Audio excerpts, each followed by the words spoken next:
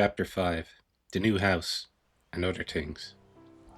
Murat, with the phaeton, met us at Glata Bridge, less bad-tempered this time about my rocking horse and travelling at a sedate pace because my grandmother was with us.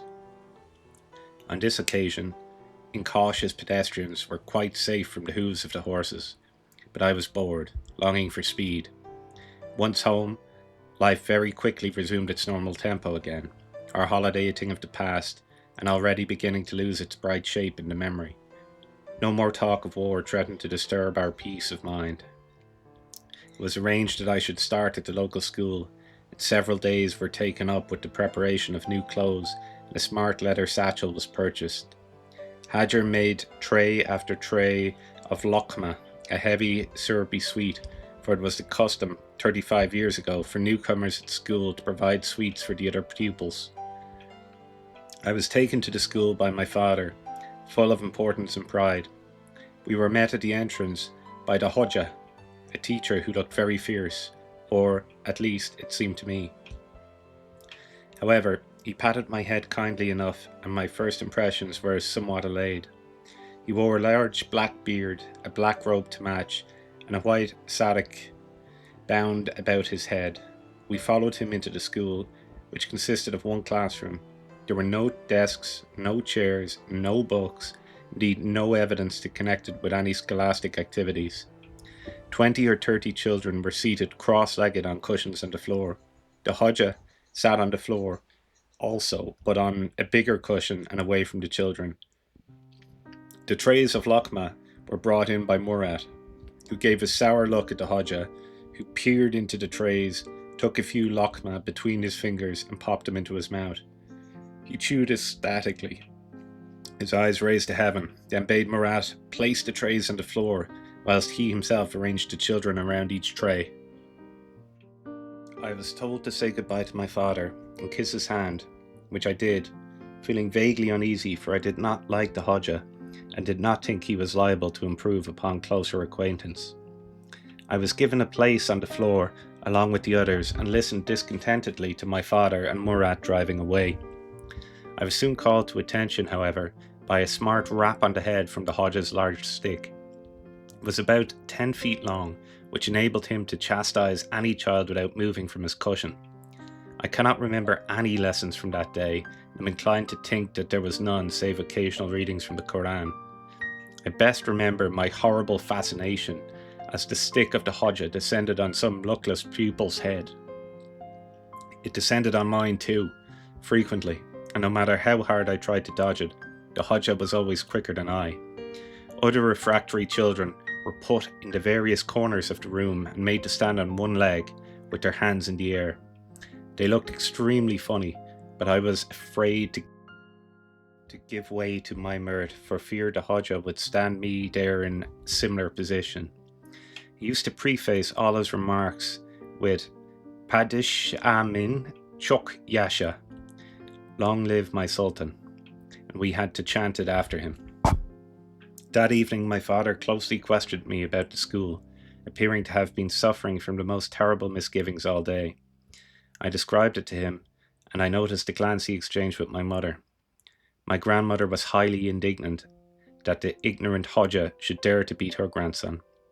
Ahmed was right, declared my father firmly. He must be sent to the French school at Gedek Pasha. So ended my first day, and my last day at the district school.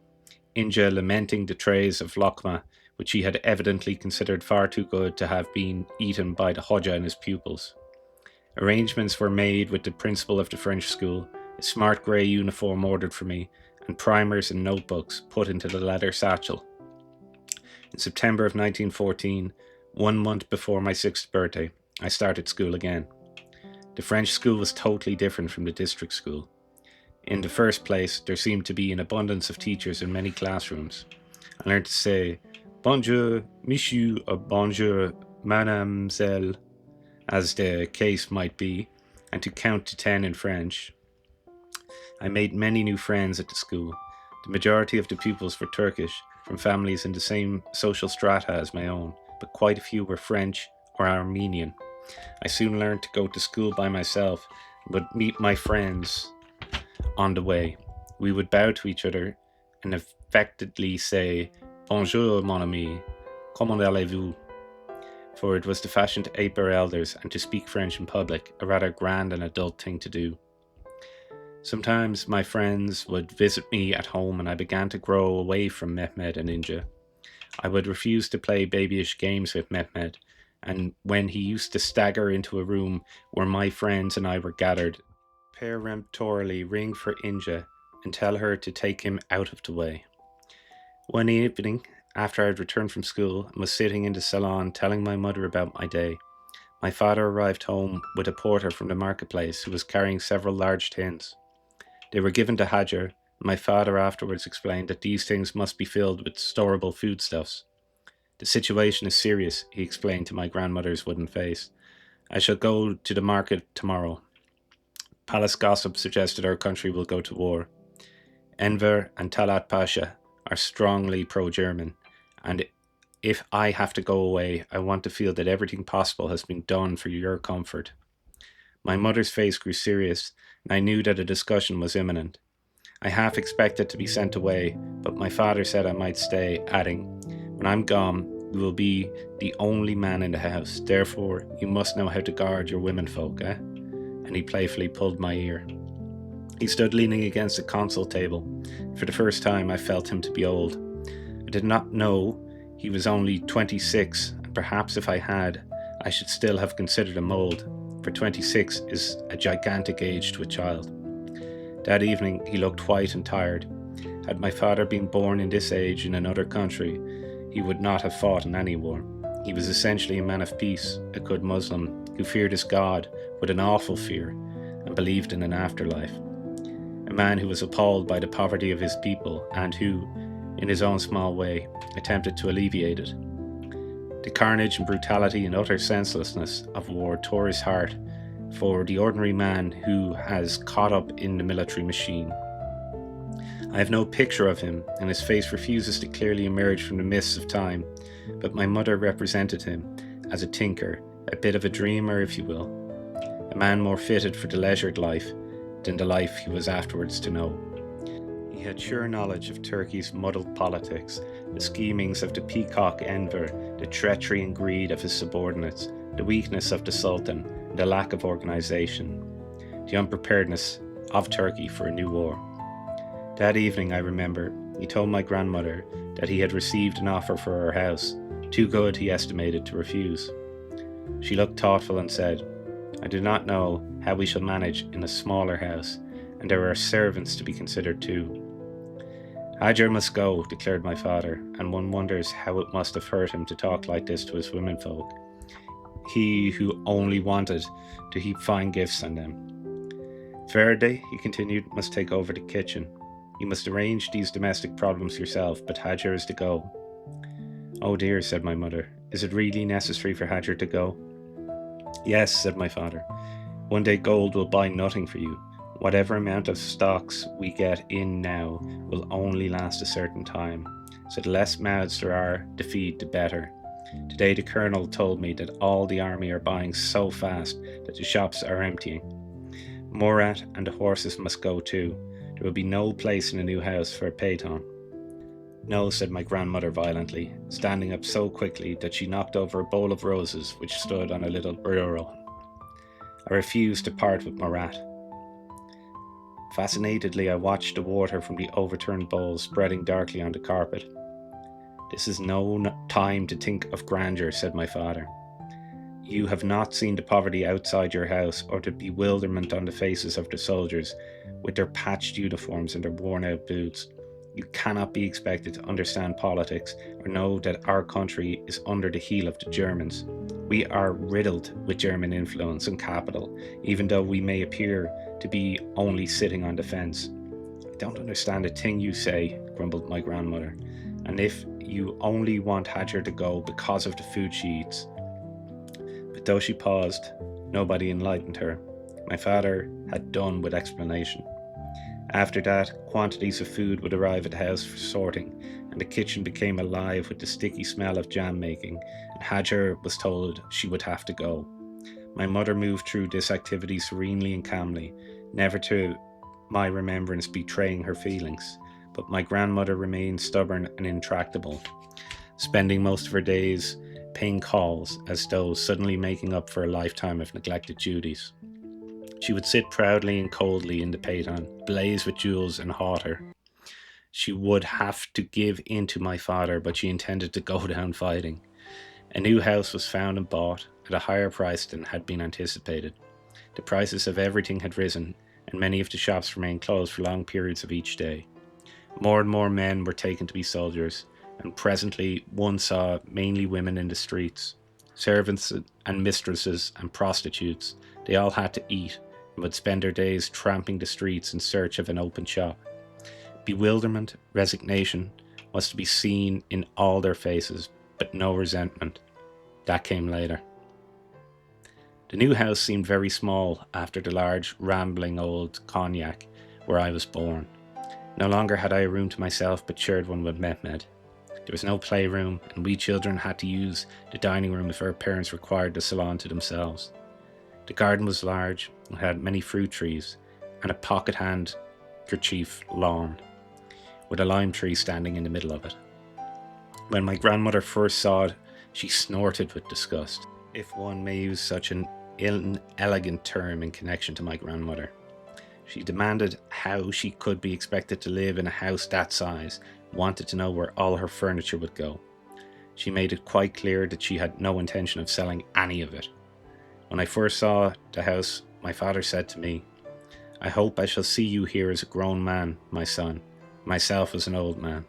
But if anything happens to me, then you will have to take my place. Perhaps many times it will be difficult for you, but remember it will be your duty to look after your mother and your grandmother." I could not bear to hear my kindly father talk like this, and I threw myself on him, weeping as if my heart would break. The house stood on a hill, and from the upper windows we could see the Marmara, but faintly from this distance, and more grey than blue. A laundry had been built on the side of the house by a previous owner, a haphazard afterthought, and a fig tree grew in the middle of it. There was no proper roof on the laundry, only a sort of terrace built of wood with a hole left for the fig tree to triumphantly emerge, so that in the summer it could spread its glory outside the bedroom windows. In winter, rain must have often come through, but because it was only a laundry, no one seemed to care. Only in Istanbul could such a lovely, enchanting thing be found.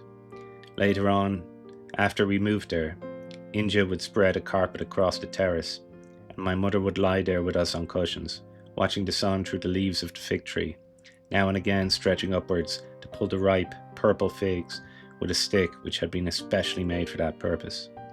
But before we moved in, men erected chicken coops at the end of the garden, and furniture was arranged to the satisfaction of none, for the smaller, darker rooms looked unbearably overcrowded with my grandmother's unwieldy furniture. She never liked that house, and seemed a different person for the short while she lived there. The day before we moved in, my father bought a ram, for it is a tradition still observed in Turkey today. Its horns were painted gold, its woolly coat red and gold, and a large red ribbon was tied around its neck, the bow sitting coquettishly under one ear. That night I could not sleep, for I was excited and at the same time sad for the poor beautiful ram which would be killed on the morrow. Next morning a butcher was called, and, with my father reading extracts from the Koran, the ram's throat was slit, and as the blood poured down into the street, a great shout went up from the watching crowd. "Heilerla Olsen," they cried, meaning, "Let this house be lucky for you." My father turned to us and said, "Bismillah Ramanan Raman," which can be translated very roughly as, "I go into this house in the name of God." Then the little ceremony was over, and the ram taken away to be cut up for distribution amongst the poor people. The same evening, after sundown, my father went to the mosque to give thanks for the new house. So into the new house we went, and strange indeed it was for that first evening. There was the garden to be explored, and the joy of discovering ripe pears and quince on the little trees, the opened garden gate which led to a path to our neighbour's home, and to a big field that was just waste ground, dotted here and there with a few stunted fig trees. Strange it was, too, to see Ferda in the kitchen, to know that never again would one hear Hajar's laughter or see her fat buttocks straining under her skirts. Strange to play in the dining room for the last half hour of the day before bed, although we discovered that a satisfactory house could be made beneath the table. And then to go into the salon with its tall, narrow windows fronting the hilly street, to see my mother and my grandmother there, thoughtfully looking around them at the clumsy, heavy furniture made for a roomier house. And strangest of all it was to go up the stairs and see Mehmed's little bed alongside mine. Strange but comforting nevertheless, and hear Inja's breathing all through the night, knowing she was there within call in the little scrap of a room that opened off ours and was barely wide enough to hold her bed or the cupboard for her clothes. The newness wore off, and we became accustomed to the sight of Ferda in the kitchen, and I still continued at school. One evening, when I returned from school, I saw that my mother had guests. I flung my satchel on the hall table, washed my hands, and went into the salon, where my greater years, or the slight relaxation of discipline, now gave me the right to enter freely. A very elegant-looking lady was seated on the sofa, drinking Turkish coffee. Two children about my own age sat demurely with her. My light-hearted entrance was somewhat checked by their presence, for I had not realized children would be there. My mother, however, introduced me before I could turn tail and run to find Inja. "This is our neighbour, Madame Moujan," she said, and I had to step forward and kiss her hand. "This," continued my mother, bringing forward the girl, "is Yasmin and her brother Noure." I bowed to them, then retired a little shyly, but my mother rang for Inja, and we were told to go into the garden and play together. Once out of the presence of our elders, our shyness melted and we talked to each other freely. Noura, I discovered, was 2 years older than me, and Yasmin 1 year older. From there, we frequently played with each other, our friendship smiled upon by our elders. Noura was very jealous of his sister and seemed to resent the quick friendship which sprang up between her and me. He would suddenly leave us in the middle of a game and go stalking off by himself. He was a heavy, handsome boy, unable to bear the sight of his sister hero-worshipping somebody else. One day he and I had a fight and arrived at home with blood-stained noses and a couple of ripe black eyes. Our outraged parents forced us to apologize, but although we were civil enough before them, we continued to feud in private for many weeks. On other days stand out in my memory. Yasmin and I were playing alone together in our dining room. We were playing the age-old game of husbands and wives. I was very proudly returning from my work, greeting her with a passionate kiss, when a sharp slap on the backside put paid to that.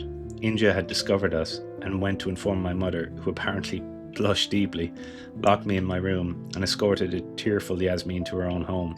It appears that the two ladies talked long and earnestly, later informing their husbands of this dark deed, and the upshot was that Yasmin and I were separated and forbidden to play with each other again. So Nouri got his sister back. I would see them playing in their garden together, and if Yasmin were to catch sight of me, she would give me a little precocious, flirting tilt to her head, ignoring my placatory smiles. Life was full of resentments for me just then.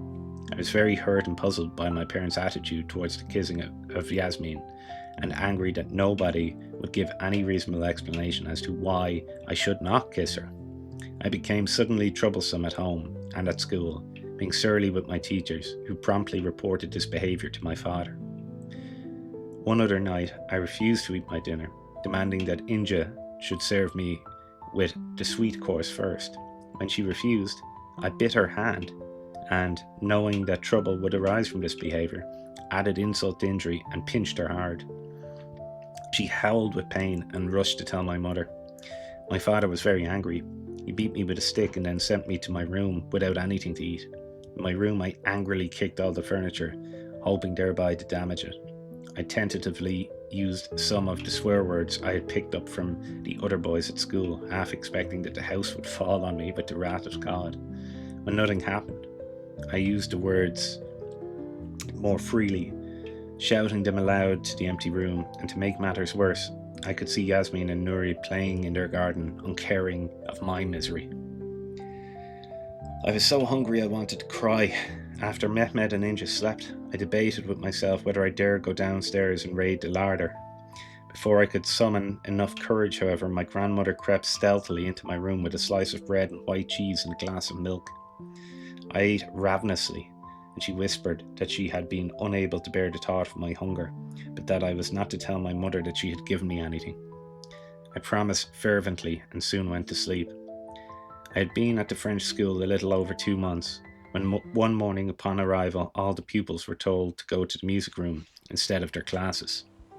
We were very curious, especially as all the teachers were also gathered there, and wondered if we had done something awful. Presently, the director of the school arrived, going to the dais and looking sternly down at us. At least we thought he looked stern. We said, "Bonjour, monsieur le directeur," and he replied in kind. When he spoke in Turkish, which was very unusual, but he wanted to make sure we all understand him, he said, "My children, this country is at war. This is a French school, and my country and your country are now enemies. The school will be closed indefinitely. You may all go home now, and God bless you." His voice cracked and his little goatee quivered mournfully. And that day too, my father told my mother that a pact had been signed between Turkey and Germany, and our country was now in the war. Thus ended an era for us, quietly and soberly, and with no indication that these times would never come back again. About this time I became acquainted with Bekçi Baba.